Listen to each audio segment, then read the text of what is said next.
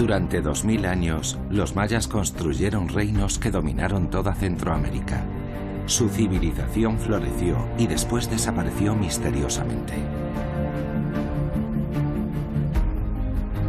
En pocos siglos, sus templos, palacios y observatorios astronómicos fueron tragados por la selva, y su historia se perdió bajo la vegetación. Sin duda, los mayas crearon una de las grandes civilizaciones de la Tierra. Podemos afirmar que los hombres que hicieron esto fueron los más grandes de su época. Sus ciudades eran el París, el Londres, el Nueva York y Los Ángeles de su tiempo. Y cuando se sentaban en sus piscinas decoradas con bellos relieves como estos, no podrían ni imaginar que 2000 años después estudiaríamos sus ruinas abandonadas.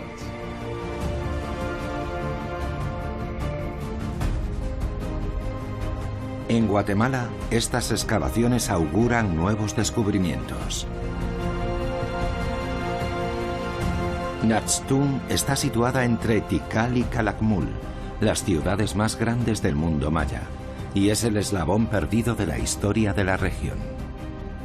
Abandonada por sus habitantes hace más de 1000 años e ignorada por los primeros arqueólogos hace ya un siglo, Naxtún, una de las últimas ciudades de la Edad de Oro maya, vuelve a la luz.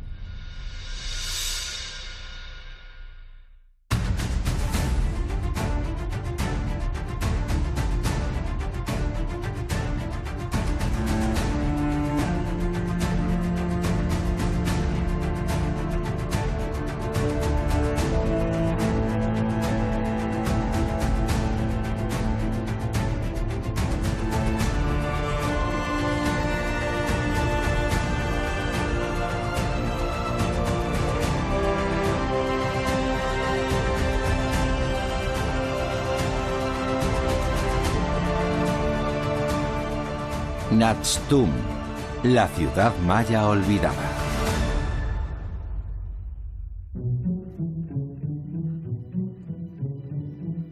Naxtún está en el extremo septentrional de Guatemala, cerca de la frontera de México, oculta en las profundidades de la selva.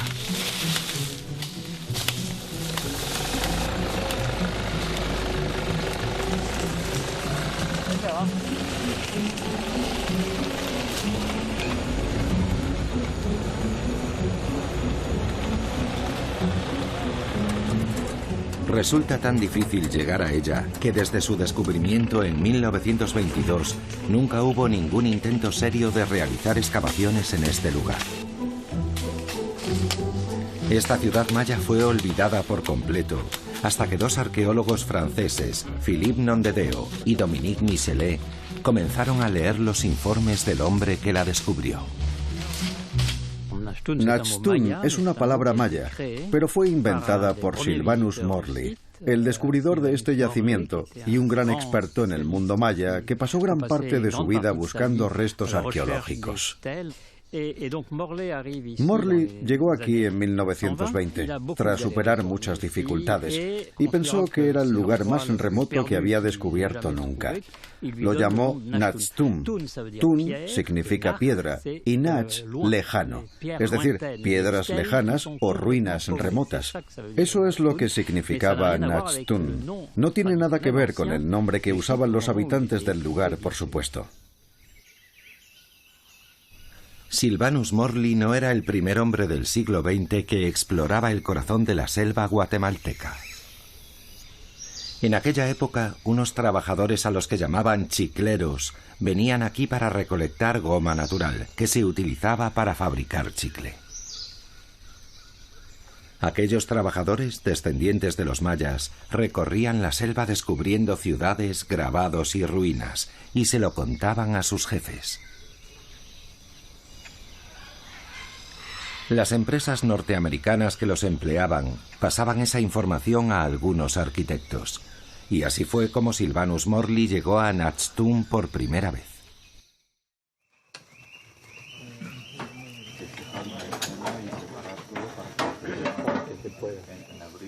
Hoy en el campamento de Naxtún viven 80 personas. Hay un equipo que se ocupa de la logística, arqueólogos y trabajadores que pasan aquí todos los inviernos desde hace 5 años. Los arqueólogos se preguntan si serán capaces de comprender algún día esta ciudad, si podrán relacionar su destino con el de las prestigiosas ciudades vecinas, o incluso imaginar las vidas de sus habitantes. Este año solo disponen de 60 días para conocer la historia de esta ciudad maya, desde su nacimiento hasta su ocaso.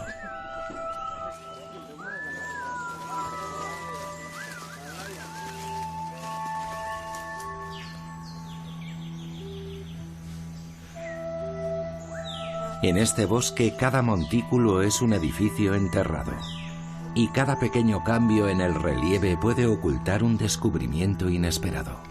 La erosión y la vegetación que invade la ciudad amenazan con destruir los monumentos más valiosos.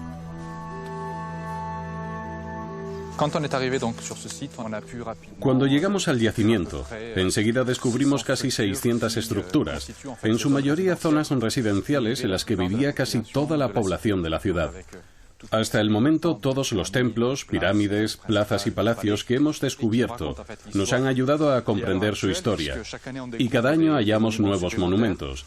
Hasta la fecha hemos registrado 70 estelas y altares. Obviamente, la primera dificultad es la selva. Durante mucho tiempo no tuvimos una visión panorámica de lo que teníamos delante de nosotros. En los lugares en los que los edificios aún se mantienen en pie y conservan sus fachadas no tenemos ese problema. Pero donde todo se ha derrumbado, formando una pila y se ha convertido en una colina, sobre todo si son grandes, resulta muy difícil distinguir si es una colina natural o los restos de un antiguo templo. Hay centenares de edificios y registrarlos todos implica muchos años de trabajo.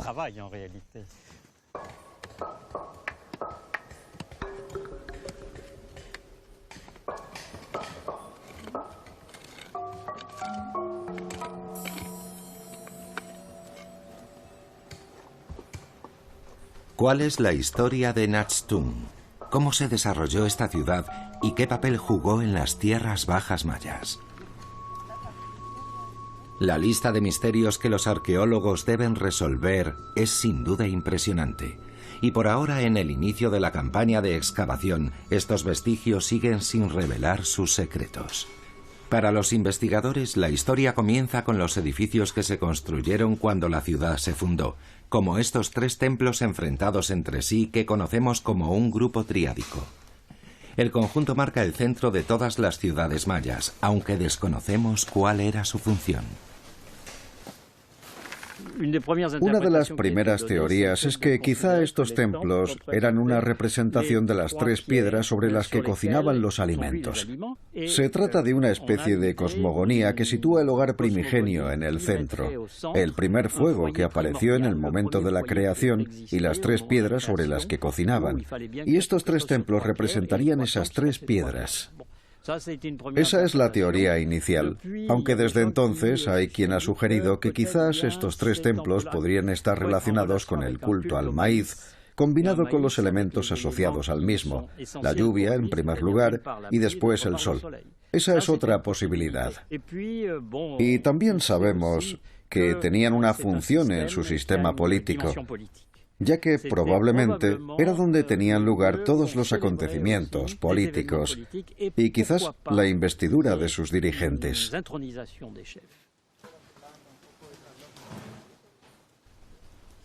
¿Qué aspecto tiene el grupo triádico? Dame las coordenadas. 30123. Durante los últimos 5 años, además del trabajo arqueológico, se han realizado estudios topográficos. Con los datos topográficos se elaboró en primer lugar un plano de la ciudad. Después se compararon los edificios con otros similares de las ciudades vecinas. La reconstrucción en 3D nos permite ver el aspecto que tenía en las diferentes fases de su historia. En este momento estamos contrastando lo que conocemos en términos de superficie.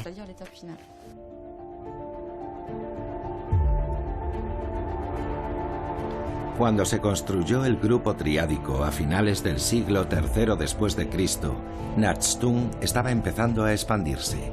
Fue entonces cuando se construyeron los primeros palacios y la primera pirámide. Pero, ¿cómo pudo surgir esta ciudad tan rápidamente? cómo una pequeña aldea de apenas un centenar de habitantes se convirtió en una capital en la que vivían miles de personas.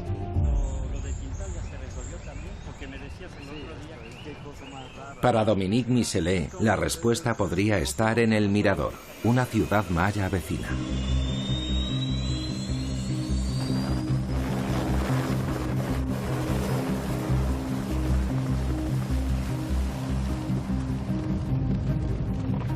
El Mirador fue una de las primeras grandes ciudades mayas. Surgió mucho antes que Naxtung, en torno al 600 a.C. En su apogeo tenía más de 80.000 habitantes. El arqueólogo estadounidense Richard Hansen empezó a excavar aquí cuando solo era un estudiante. Cuando vuelas a esta altura, se ven muy bien los yacimientos, porque las pirámides sobresalen. Y por supuesto, la más grande es esta. Por supuesto.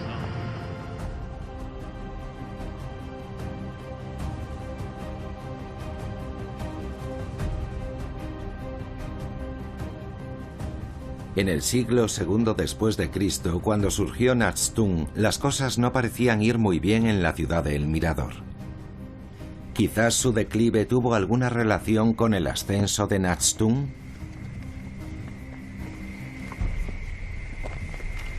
Estamos mirando la capital del mundo en su época, en su apogeo. Y puede ver dónde está la sombra aquella. Esta es la gran pirámide de Halcón, de la Muerta. Sí. Si no es la más grande del mundo en volumen, es una de las más grandes del mundo en volumen. Sí, sí. Y imagínense, sin caballos, sin carretas, sin Sí, vagones, sí. sin No. bueyes, sin mulas. Todo Pero eso eso a te- puro sudor y sangre humana la construyeron. Bueno, se puede, ya que tienes la reconstrucción, tienes el volumen completo, solamente de puro relleno hacer el cálculo, tomando las cifras de Abrams, por ejemplo, Ajá. ¿no? ¿Verdad? Ya Para- lo calculamos, 15 millones de hombres y días de trabajo. Ah, ah.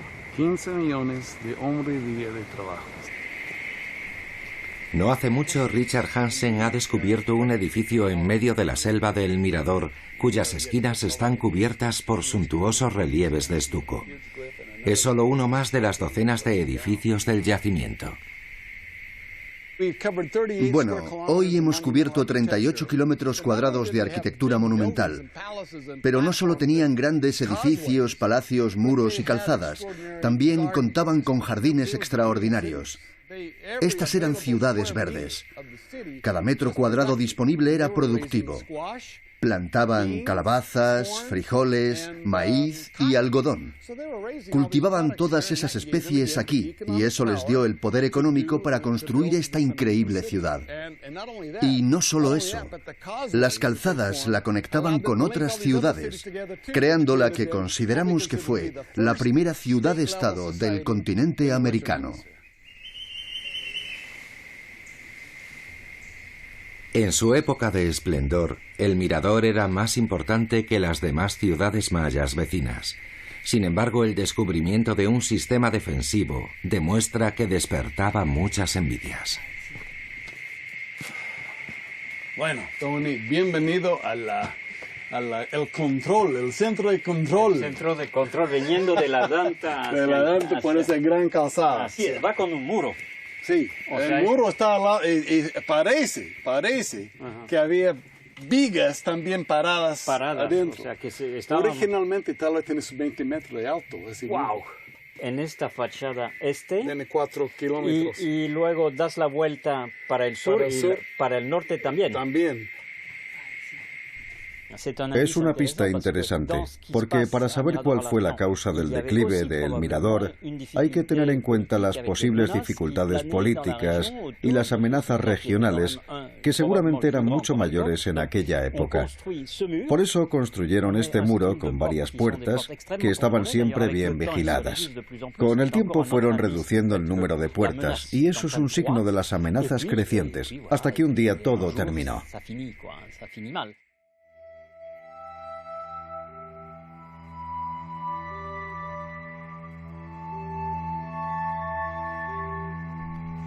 Entre los años 150 y 200 de nuestra era, la ciudad fue abandonada. Los habitantes de El Mirador desaparecieron misteriosamente. La población desapareció, pero ¿a dónde fue? Quizás a las zonas colindantes. Y ya que Nachtun estaba a 20 kilómetros, es posible, aunque no tengamos pruebas, que algunos de esos habitantes se instalaran allí alrededor del año 150.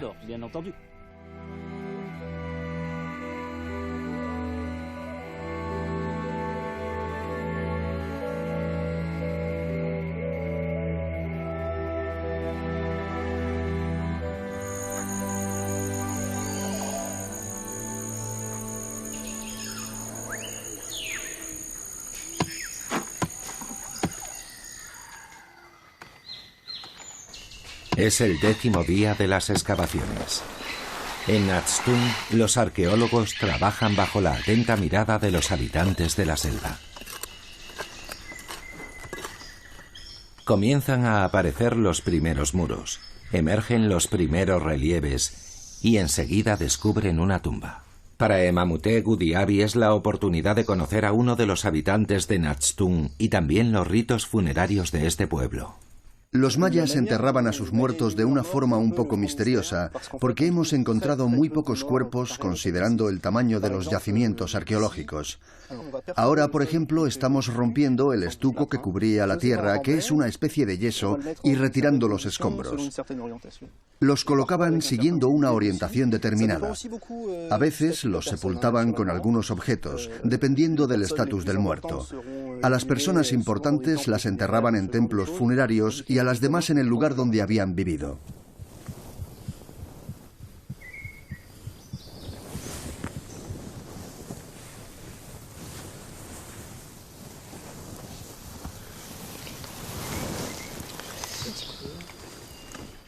Me cuesta muchísimo describir lo que siento cuando encontramos algo así. Es un cúmulo de sensaciones. Está el estrés que sientes antes de sacarlo, el alivio al desenterrar la pieza, la satisfacción de verla y también el simple placer de tocarla. Es muy simple y a la vez muy complicado.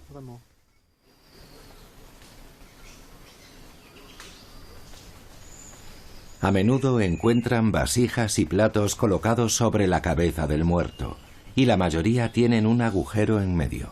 Esta práctica ha sido siempre un misterio para los arqueólogos. Podía tener dos significados. En primer lugar, eran asesinatos rituales. Hacer un agujero en el plato significaba que ya no tenía ninguna utilidad.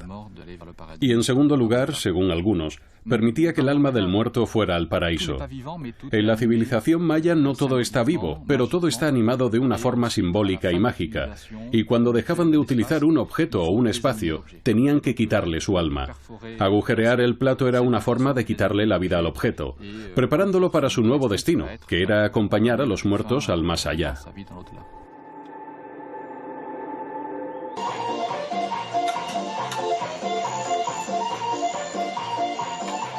Día 20. La ciudad de Nachtun se hace cada día más grande, más extensa y más enigmática. Pero la historia de sus habitantes, siglo tras siglo, sigue siendo difícil de descifrar. ¿Son huesos o cerámica?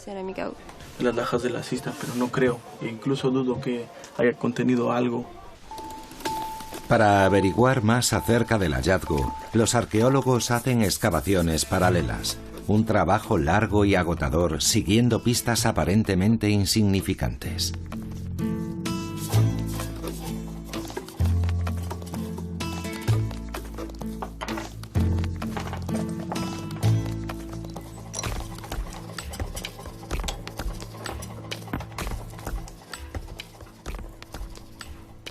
Estos fragmentos de cerámica son una mina de información. Comparándolos con la cerámica conocida, su forma y su decoración permiten fechar los edificios en los que fueron encontrados. Pero eso no es todo. Alejandro Patiño, el experto en cerámica del proyecto, ha hecho un interesante descubrimiento. Este plato encontrado en Nachtun está decorado con un bailarín famoso, el bailarín de Tikal. Sin duda es una pista de la relación entre Nachtun y la ciudad real, y al mismo tiempo arroja luz sobre la siguiente parte de la historia.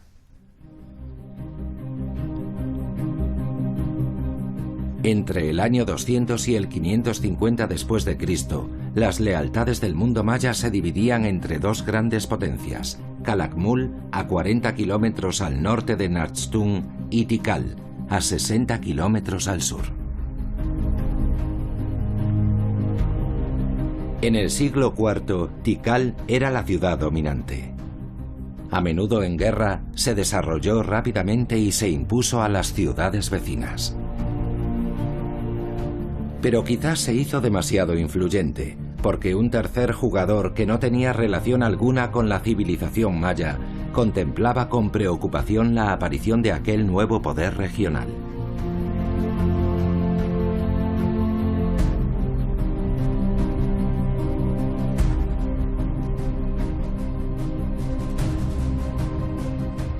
Teotihuacán, en México, estaba a más de 1000 kilómetros de distancia. Era una ciudad gigantesca que ejercía una gran influencia política, económica y religiosa sobre toda Centroamérica. Para Teotihuacán, Tikal era un enemigo en potencia al que tenía que dominar.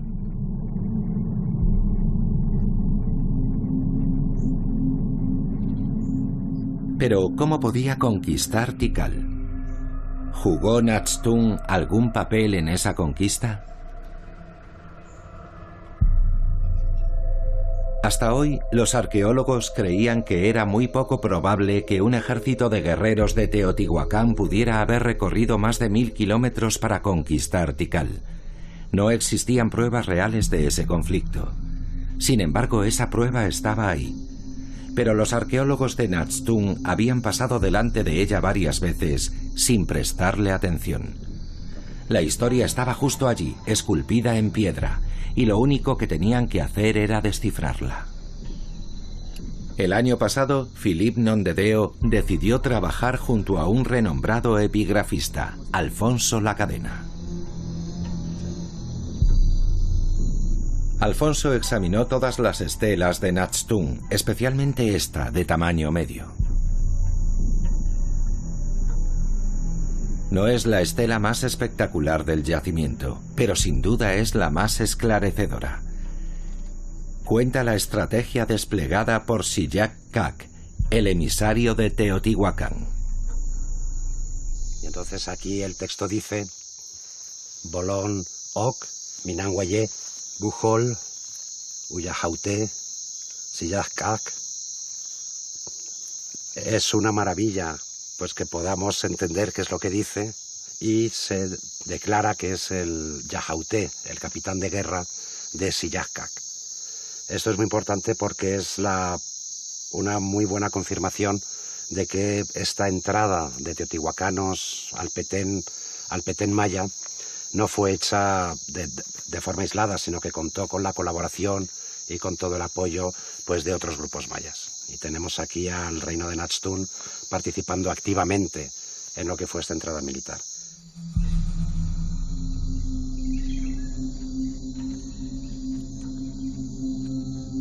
Naxtung se alió con Teotihuacán contra Tikal.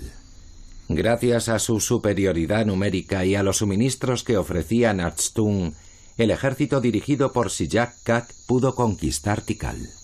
El pudor me impide a veces confesar lo que hice, pero fue una emoción muy grande. No siempre en la carrera en la carrera profesional pues encontramos textos tan importantes.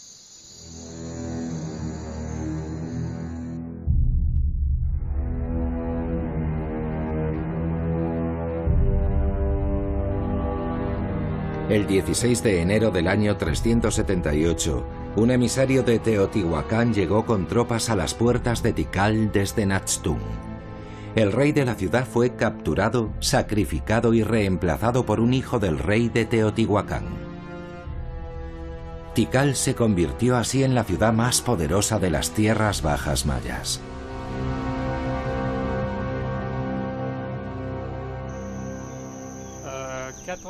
¿95, 23, 95? ¿Es la antigua muralla?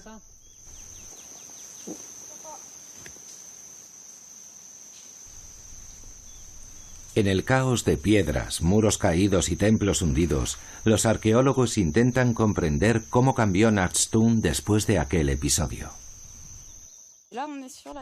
Estamos sobre la Gran Pirámide. Debemos imaginar que había una escalinata monumental que ascendía por este lado y detrás de nosotros había un espacio muy amplio con una plaza cuadrada rodeada de edificios. Se ve que es una pirámide, grandes edificios y una plaza en medio. Los primeros estudios topográficos revelaron, aunque de un modo vago, las formas de los templos que se fueron construyendo sucesivamente. Philippe cree que era la antigua necrópolis de la ciudad. Construida igual que la de Tikal, acogía las tumbas de los primeros grandes reyes de Naxtun.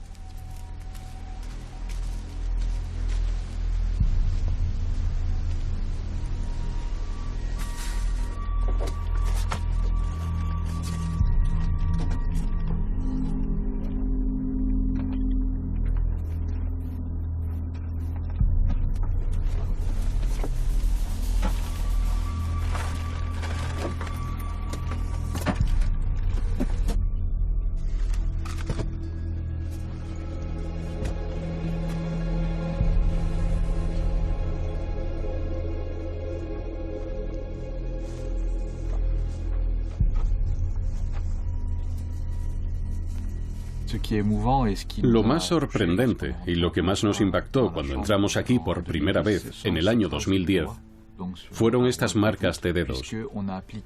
Para recubrir las paredes, aplicaban arcilla con las manos. Se aprecian las huellas de sus dedos en la arcilla que cubre las piedras de una forma extraordinariamente clara. Eso nos da una conexión directa con los obreros que construyeron esto. Los muros están cubiertos por estuco pintado de rojo. Es hematita. Los mayas usaban ese material, que era muy valioso y difícil de conseguir, para exhibir el estatus del rey y su capacidad para hacerse con materias primas muy codiciadas y objetos de prestigio. Siglos más tarde, esas riquezas atraerían a los saqueadores. En el yacimiento de Naxtun se han descubierto más de 300 túneles excavados ilegalmente, y este fue uno de sus primeros objetivos. Nunca podremos recuperar toda la información que destruyeron los saqueadores. Si, por ejemplo, había un nombre pintado, esculpido o grabado en la Cámara Real, ya nunca tendremos esa información. Esta cámara es de un personaje importante y está muy bien construida, pero nunca podremos relacionarla con su dinastía, como podríamos haber hecho con la ayuda de la epigrafía. Sí, resulta muy frustrante.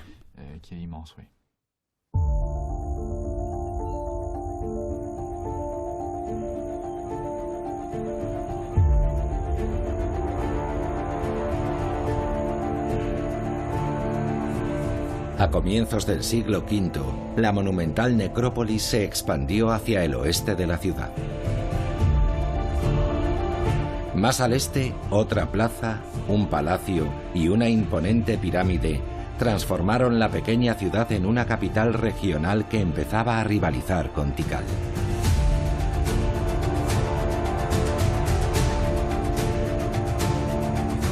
En la ciudad vivían miles de personas, artesanos y campesinos en su gran mayoría, que cultivaban pequeños campos y aprovechaban los recursos que la selva les ofrecía.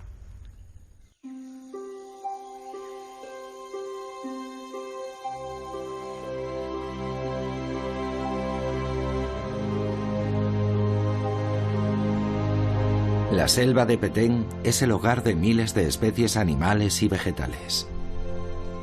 Los mayas aprovechaban sus frutos y la madera para construir y para hacer leña. Y aquí cazaban los animales de los que se alimentaban. Pero para los mayas, la naturaleza era mucho más que una fuente de alimentos. Las diferentes especies de la selva representaban las fuerzas naturales. Para ellos, todas las criaturas tenían un espíritu y representaban esas divinidades constantemente.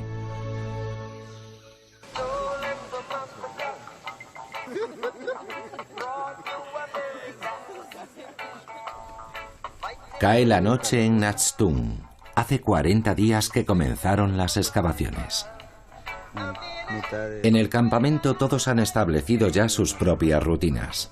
Cuando cae la noche y baja la temperatura, se forman pequeños grupos para pasar el rato.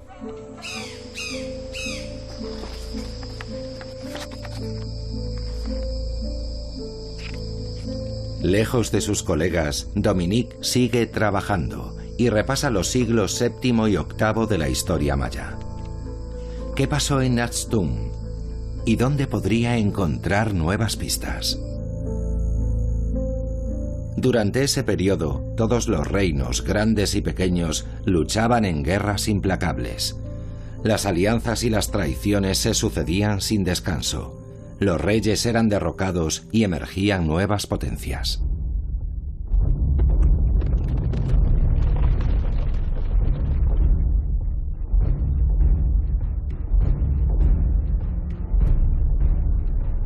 Calakmul, la ciudad del rey serpiente, se había mantenido aislada hasta entonces, pero de pronto empezó a expandir su influencia y su poder. En Natstung, aliado de Tikal durante siglos, se veía con preocupación el auge de aquella ciudad-estado cuya población alcanzaba los 40.000 habitantes. ¿Qué papel jugaría ante esa nueva rivalidad?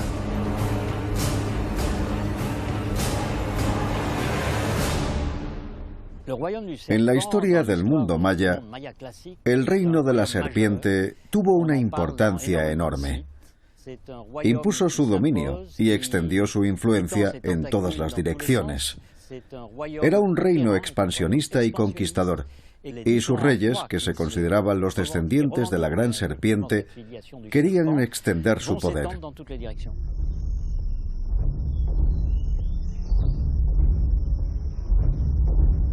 En aquella época, Calakmul consideraba a Tikal su principal enemiga.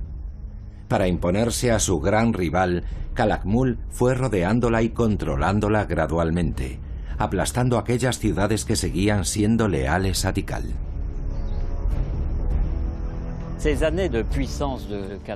Aquellos años en los que Calakmul estaba en la cúspide de su poder fueron críticos en la historia de Natstung. Aquel fue el único momento en el que la ciudad de Natstung estuvo realmente dominada por la dinastía Khan y por Calakmul.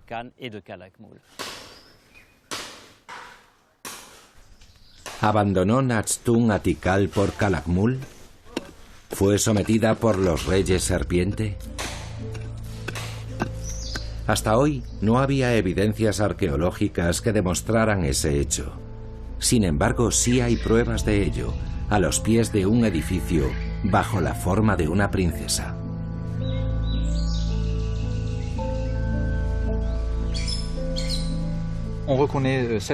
Sabemos que es una princesa por la falda larga, un huipil, que le llega hasta los tobillos y que está decorada con motivos geométricos. Creemos que en cada cuadrícula había una concha. Este motivo geométrico es característico de las princesas de Calakmul. Por tanto, el hallazgo de esta falda larga en Natstung nos dice que es una princesa de Calakmul, que vino a Natstung para casarse con el rey local.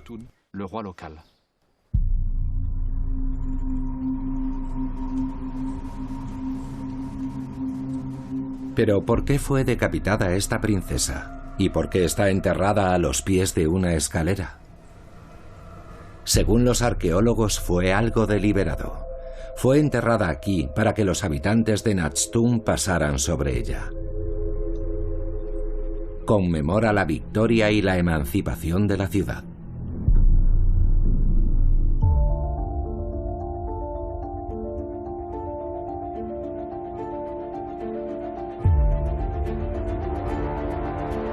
Esa nueva independencia se observa en la expansión del núcleo urbano.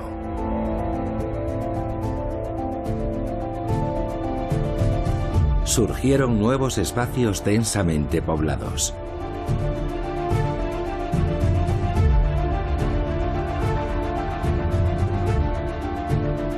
Ese importante desarrollo contrasta con la experiencia de la mayoría de las ciudades mayas.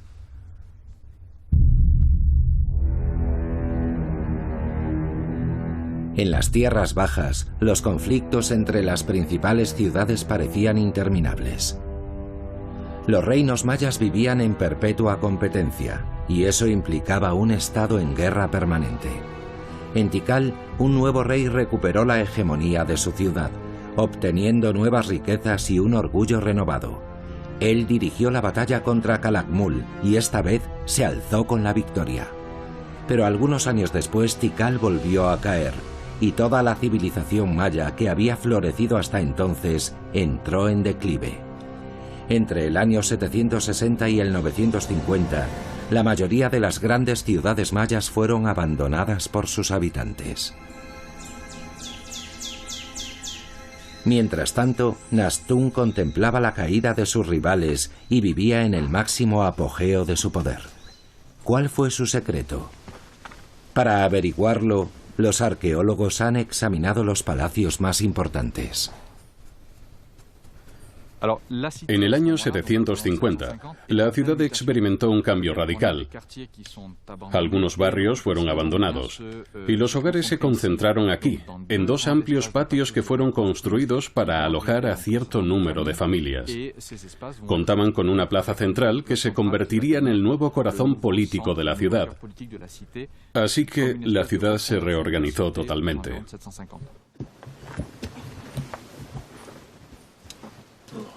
Esa reorganización coincide con los últimos indicios y los últimos símbolos de la realeza en la historia de Nastún. Este edificio está frente a la Gran Pirámide. Cuando salían, sus ocupantes veían la pirámide ante ellos, así que seguramente eran personas influyentes. Sabemos que era una familia importante por todos los objetos que hemos encontrado. Algunos son muy bonitos. Por tanto, estas casas debieron pertenecer a la élite de la sociedad.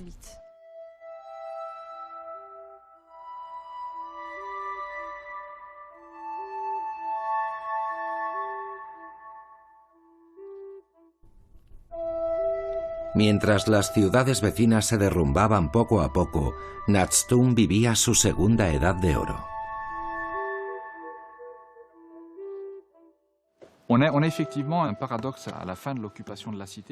Se da la paradoja de que hacia el final del periodo de ocupación de la ciudad, vivieron una etapa de prosperidad repentina y muy intensa, que al menos duró un siglo o un siglo y medio, pero que sin embargo terminaría con el abandono inexorable de la ciudad.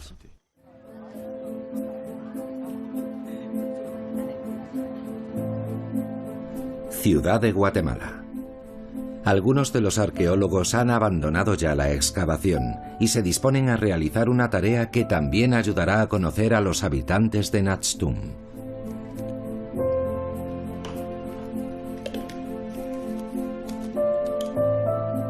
Algunas piezas de cerámica ya han sido restauradas, revelando su forma original por primera vez en siglos.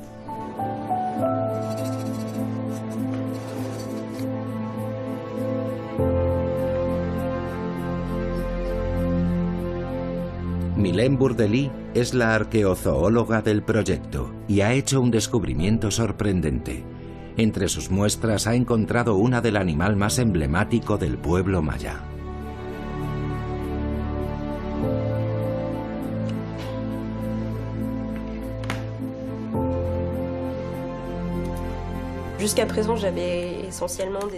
Hasta ahora había encontrado animales de los que se alimentaban, como ciervos y pecaríes, y aparté esta bolsa a un lado porque procedía de una tumba.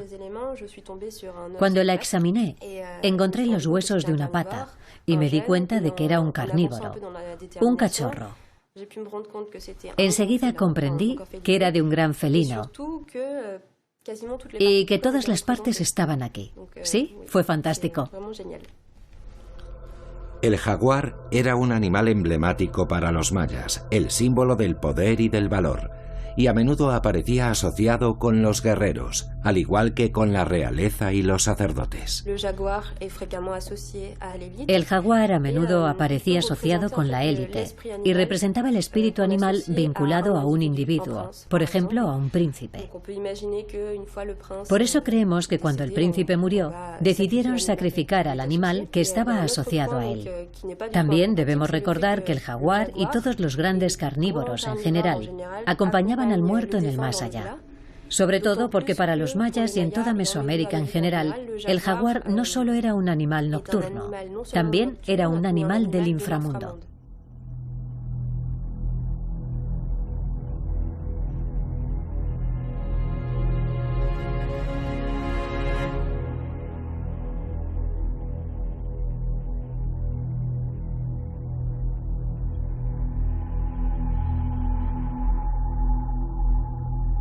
A lo largo del proyecto se han excavado más de 30 enterramientos. Todos los esqueletos han sido trasladados para un examen patológico. El objetivo es conseguir información sobre cómo vivían los habitantes de Natstum. Hoy, el equipo del antropólogo Isaac Barrientos estudia los restos de una mujer de unos 25 años. En principio me interesa saber cómo vivían las poblaciones antiguas, cómo se adaptaban, ¿no?, a los diferentes ecosistemas, cuáles son los marcadores que afectan la salud, por ejemplo. Lo que vemos en los dientes es, entre otras cosas, son los eventos de disrupción, de crecimiento y desarrollo que ocurren, y el tejido del esmalte dental puede identificar estas alteraciones porque se pierde el equilibrio entre el crecimiento y el desarrollo del esmalte dental y se marca con una línea. Aquí podemos ver al menos 2 líneas de estas que estaba indicando y que nos indican 2 episodios de disrupción de crecimiento importantes en este individuo.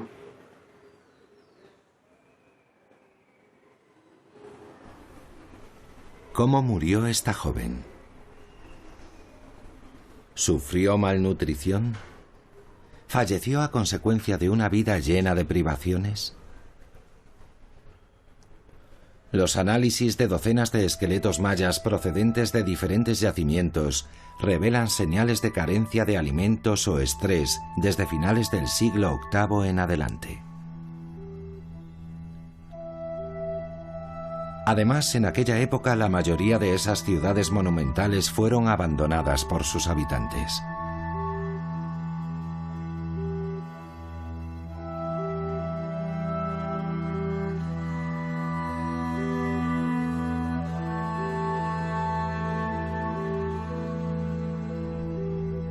¿Cómo podemos explicar el misterioso derrumbamiento de la civilización clásica maya?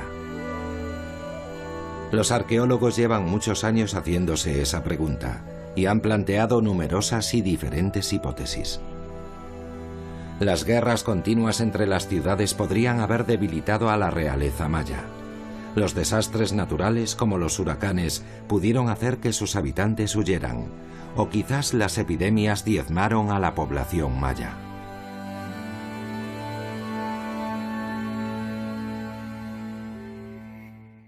En El Mirador, Richard Hansen propone otra idea.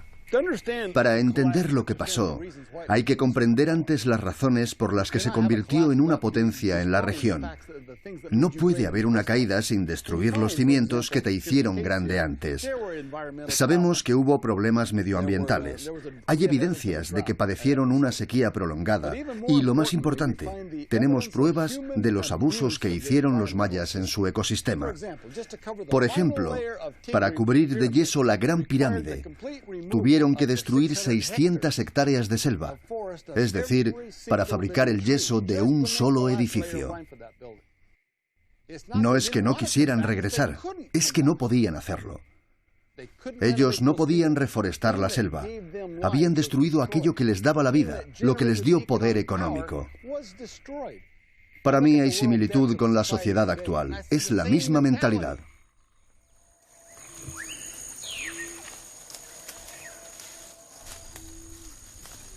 Para Richard Hansen, la sobreexplotación intensiva de la selva condujo a la desaparición del Mirador. En Natstum, Lydie Dussault quiere probar esa hipótesis. Lydie es arqueobotánica estudia las relaciones entre la sociedad maya y su entorno natural. Para su investigación toma muestras de los árboles que más utilizaban los mayas. Este es el famoso chico zapote.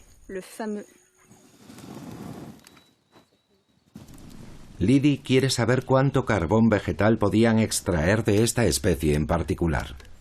Después comparará los resultados con el carbón encontrado en las tumbas y en las casas. Lydie intenta averiguar si algunas especies arbóreas desaparecieron con el paso del tiempo. Y el chico zapote parece haberle dado una respuesta clara.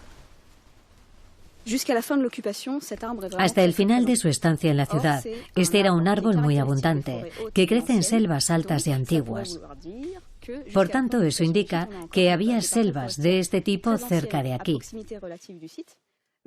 Para mí es un indicio claro que pone en duda la hipótesis de la deforestación masiva durante el periodo clásico final, entre los años 800 y 1000. Guerras entre ciudades, epidemias, catástrofes naturales o sobreexplotación de la tierra y de la selva. En Natstung, los científicos no han descartado la teoría de la deforestación masiva, pero ahora estudian minuciosamente los posibles efectos de un cambio climático. Y los pantanos, que eran testigos de la vida de la ciudad, podrían proporcionar la respuesta que estaban buscando desde que comenzó la excavación.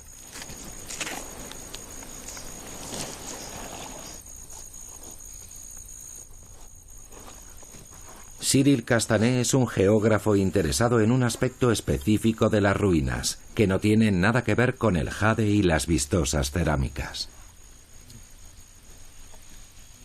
Estos sedimentos depositados en el fondo del lago hace siglos podrían revelar muchas sorpresas.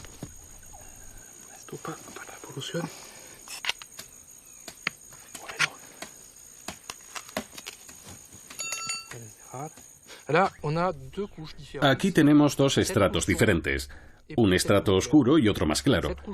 El estrato oscuro está formado principalmente por arcilla y depósitos orgánicos, restos de ramas y musgo.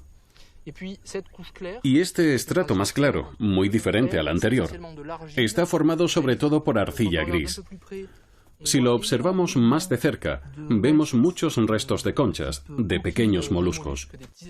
Es como un registro, un recuerdo de ecosistemas pasados, de los cambios medioambientales del pasado.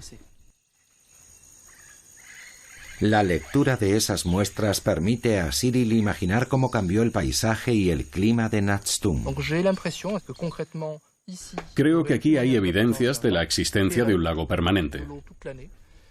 Había una masa de agua presente todo el año, y después hubo un cambio, una transición hacia un clima y un entorno más continental, pantanoso y terroso, como es ahora. Esto muestra que la desaparición del lago y el declive de la sociedad maya en los alrededores de Natstung ocurrieron en la misma época. ¿La desaparición del lago supuso el fin de Natstung? ¿Fue provocado por un cambio climático? Los investigadores siguen buscando pistas. ¿Dónde están los moluscos? Aquí hay unos 3 milímetros. ¿Y esa transición entre el negro y el gris se produjo entre el año 900 y el 1000? Sí, entre el 900 y el 1000, cuando la ciudad fue abandonada. Las civilizaciones a menudo se transforman cuando se producen cambios climáticos prolongados. Pero durante mucho tiempo nadie ha prestado atención a los curiosos efectos de las crisis cortas. Los climatólogos afirman que la civilización maya sufrió esos efectos en ciertos momentos. A partir del año 800 se produjo una sequía global prolongada. Pero quizás lo más interesante es que durante esas fases de sequía progresiva, los años de las décadas del 810, 860 y 910 fueron especialmente duros. Y si no hay cosechas durante 3 años, ¿qué haces? No podían ir a buscar trabajo a Cancún, porque entonces no existía. La gente o moría de hambre o emigraba.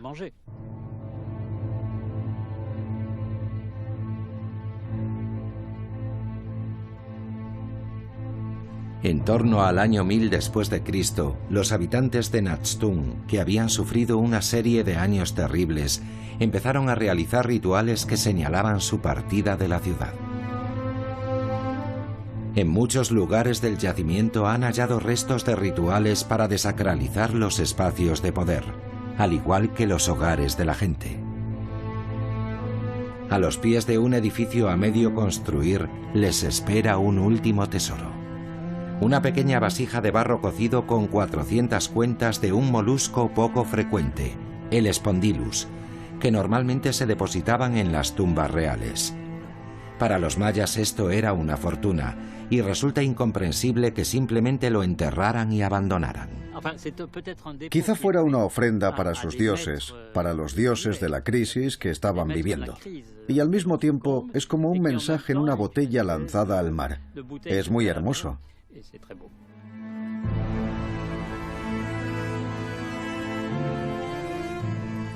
Pero los dioses no atendieron las plegarias de los mayas, ni sacaron esa botella del océano. Uno tras otro, los habitantes de Natstung abandonaron la antigua ciudad real. Y al igual que sus poderosas vecinas, la ciudad no pudo escapar a su terrible destino.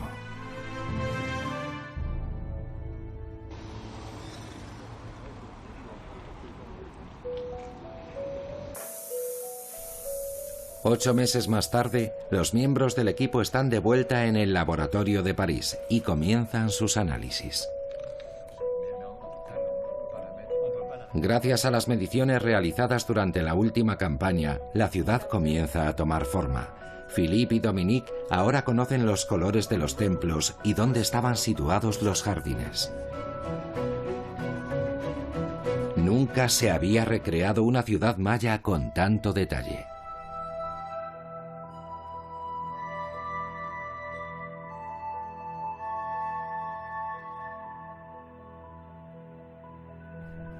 Natstung, la ciudad perdida, es otra de las grandes ciudades mayas. Y ahora nos envía su último mensaje, mostrándonos cómo se construyó una gran civilización, cómo entró en declive y cómo desapareció en un ecosistema deteriorado.